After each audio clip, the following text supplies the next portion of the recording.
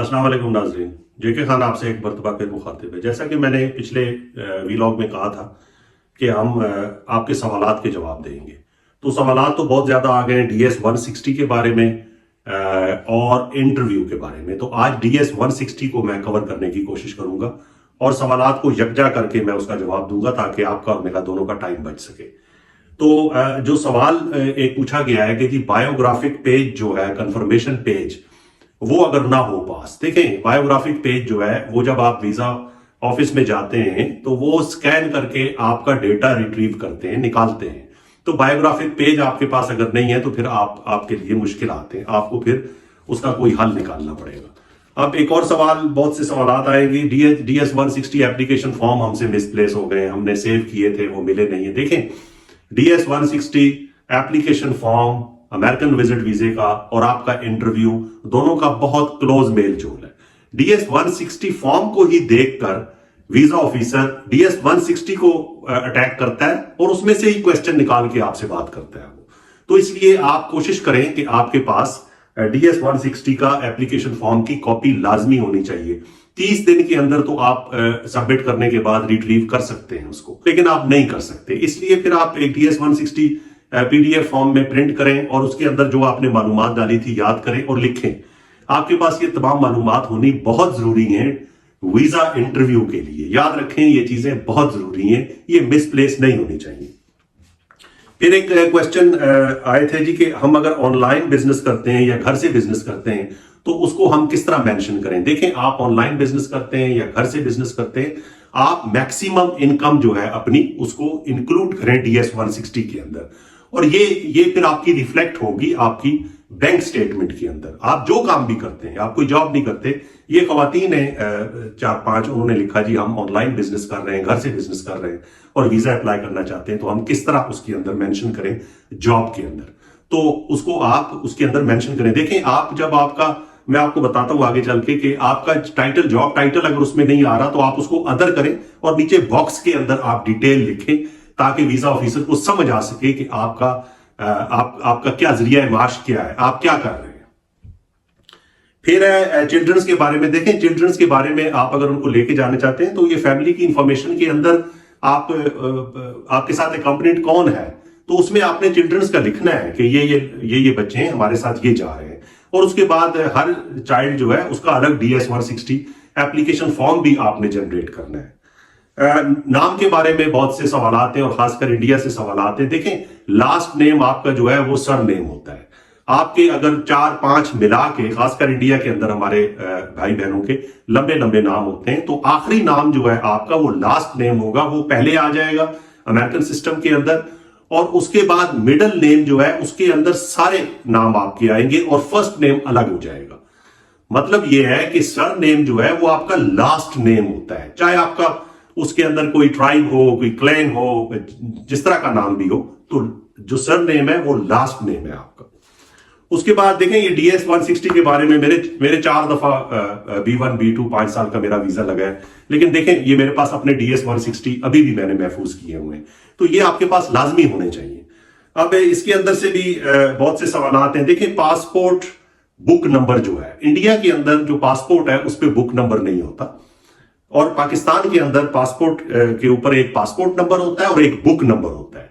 तो book number आपने लाल रंग से लिखा होता है, वो आपने DS 160 के अंदर लिखना है, और पासपोर्ट नंबर तो आपको पता है कि पासपोर्ट नंबर कैसे लिखते हैं। फिर 2-3 सवाल आए कि दोस्त जो है वो कुवैत में और UAE में काम कर रहे हैं और उनके पासपोर्ट जो है वो इंडियंस हैं और उनके पासपोर्ट जो है वो UAE और कुवैत से इशू हुए हैं। देखें, आपने इसके अंदर जो आपका सिटी वेयर इशूड जो है वो आप दुबई से है, दुबई लिखना है, कुवैत का सिटी है तो कुवैत का सिटी लिखना है आपने, और स्टेट प्रोविंस वेयर इशूड वही रीजन जो है जहां से इशू हुआ है वहां का लिखना है। लेकिन कंट्री रीजन वो भी वहीं का लिखना है, लेकिन आपने अथॉरिटी जो है वो गवर्नमेंट ऑफ इंडिया है, गवर्नमेंट ऑफ पाकिस्तान है, तो वो आपने गवर्नमेंट ऑफ पाकिस्तान का लिखना है कि जिसने आपका ट्रेवल डॉक्यूमेंट जो है वो इशू किया है। जहां पे आप रहते हैं जिस सिटी में उसका लिखना है जहां से इशू हुआ है, लेकिन जो डॉक्यूमेंट है, जो पासपोर्ट है, वो तो उसी मुल्क की अथॉरिटी है जिसका वो है, चाहे वो इंडियन है आप, चाहे पाकिस्तानी है, चाहे नेपाली है।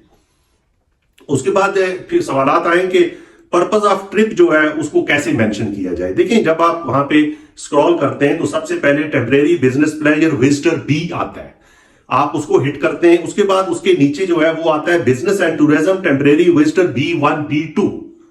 तो ये आपने जो है उसके अंदर visitor and tourism temporary visitor B1 B2 अगर आप विजिट वीजा लेना चाह रहे हैं तो आप इसको मेंशन करेंगे उसके अंदर। फिर पर्सनल ट्रैवलिंग विद यू, देखिए इसके अंदर फिर आपके वो जो खवातीन ने सवाल किए थे उनके बच्चों के डिटेल जो है वो इसके अंदर आ जाएगी। उसके अंदर आपके साथ बच्चे जा रहे हैं तो आप उनका जिक्र करेंगे। अगर आपके स्पाउस हैं तो वो आप अपने स्पाउस और अपने बच्चों का इसके अंदर जिक्र करेंगे जहां पे पर्सन ट्रैवलिंग विद यू है। फिर वीजा नंबर, अगर आपको पहले अमेरिकन वीजा इशू हुआ है तो याद रखें ये भी बहुत कॉमन क्वेश्चन है, वीजा नंबर जो है वो और चीज है और कंट्रोल नंबर जो अमेरिकन वीजे के ऊपर होता है वो डिफरेंट चीज है। आपने वीजा नंबर लिखना है, कंट्रोल नंबर नहीं लिखना। एक और क्वेश्चन था जी कि ये हैव यू बीन 10 प्रिंटेड, देखिए अगर आपका पहले अमेरिकन वीजा इशू हुआ है आपको, इसका मतलब है कि आपके 10 उंगलियों के प्रिंट जो है फिंगरप्रिंट हुए हैं, तो इसलिए ये आप पे अप्लाई करेगा। अगर आपका पहले वीजा लगा है तो इसका मतलब है कि एम्बेसी या कॉन्सुलेट में आपके 10 उंगलियों को प्रिंट लिए गए थे, तो आपने यस करना है। अगर आपका पहले वीजा नहीं लगा तो आपने उसको नो कर देना है। देखिए फिर सवाल आया था कि जी के has your US visa ever been lost और स्टोलन। देखिए आपका अगर कोई पासपोर्ट इससे पहले लॉस्ट हो गया है तो आपने उसको जरूर मेंशन करना है, उसके अंदर यस करें, नीचे बॉक्स के अंदर थोड़ी सी डिटेल लिखें आप। ये बहुत बहुत इंपॉर्टेंट है ये अमेरिकन सिस्टम के अंदर। अगर पहले कोई पासपोर्ट आपका या उस पर वीजा लगा हुआ था वो गुम गया था और आपने रिपोर्ट नहीं किया था तो आप उसके अंदर लाजमी उसको मेंशन करें। उसके बाद एक क्वेश्चन था जी के बड़ा इंपॉर्टेंट क्वेश्चन, और इस पे तो बहुत से क्वेश्चन आए कि यूएस कॉन्टैक्ट इंफॉर्मेशन, कि आपका अमेरिका के अंदर कौन है जिसका आप कॉन्टैक्ट इंफॉर्मेशन देंगे। देखिए इस सवाल को आप सिर्फ नो नहीं कर सकते। आप अगर किसी बिजनेस ट्रिप पे जा रहे हैं तो आपको जिसने स्पॉन्सर किया है, जो आपका वहां पे एम्प्लॉयर है, जिसने मीटिंग अरेंज की है, आपने उसकी डिटेल देनी है टेलीफोन नंबर और हर चीज के साथ। अगर आप मेडिकल केयर के लिए जा रहे हैं, ट्रीटमेंट के लिए जा रहे हैं, तो आपने डॉक्टर जो है उसकी सारी डिटेल, उसका टेलीफोन नंबर, उसका एड्रेस आपने इसके अंदर मेंशन करना है। अगर आपको किसी ने इनवाइट किया है, आपके किसी रिलेटिव ने या फ्रेंड ने, तो आपने उसकी सारी डिटेल देनी है और इसके साथ आपको पता भी होना चाहिए कि वो क्या करता है, कितने अरसे से है, उसका इमिग्रेशन स्टेटस क्या है, वहां पे वो परमानेंट रेजिडेंस है, वो यूएस पासपोर्ट होल्डर है, ये सब चीजें आपको पता होनी चाहिए।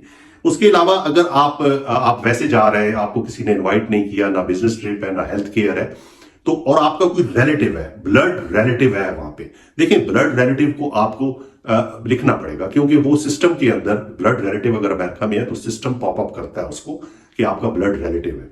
और अगर कोई भी नहीं है आपका वहां पे, तो आप प्लेजर के लिए जा रहे हैं तो आपने बुकिंग की है, आप बुकिंग लाजमी करें, एयरबीएनबी पे करें या किसी होटल में करें।